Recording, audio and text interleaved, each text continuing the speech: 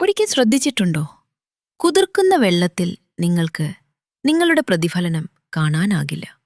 അത് അസ്ഥിരമാണ്, അശാന്തമാണ്, അസ്പഷ്ടമാണ്. അതുപോലെ തന്നെയാണ് കോപം നിങ്ങളുടെ മനസ്സിനോട് ചെയ്യുന്നത്. നിങ്ങൾ കോപത്തിലായിരിക്കുമ്പോൾ എല്ലാം വളരെ ശക്തമായി തോന്നും, പക്ഷേ ഒന്നും വ്യക്തമായിരിക്കില്ല.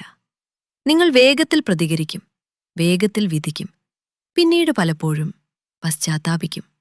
പക്ഷേ നിങ്ങൾ ശാന്തമാകുന്ന നിമിഷത്തിൽ എല്ലാം മാറുന്നു. നിങ്ങൾ കാര്യങ്ങളെ വ്യത്യസ്തമായി കാണുന്നു, നന്നായി മനസ്സിലാക്കുന്നു, പ്രതികരിക്കുന്നതിന് പകരം മറുപടി നൽകുന്നു. കാരണം വെള്ളം പോലെ തന്നെ നിങ്ങളുടെ മനസ്സ് ശാന്തമാകുമ്പോൾ വ്യക്തത വരും. അടുത്ത തവണ കോപമുയരുന്നത് നിങ്ങൾക്ക് തോന്നുമ്പോൾ ഒരു നിമിഷം നിർത്തുക, ശ്വാസമെടുക്കുക, അത് ശാന്തമാകാൻ അനുവദിക്കുക. ഇത് നിങ്ങളെ ചിന്തിപ്പിച്ചെങ്കിൽ ലൈക്ക് അമർത്തൂ. കൂടുതൽ ശക്തമായ ജീവിത പാഠങ്ങൾക്കായി സബ്സ്ക്രൈബ് ചെയ്യൂ.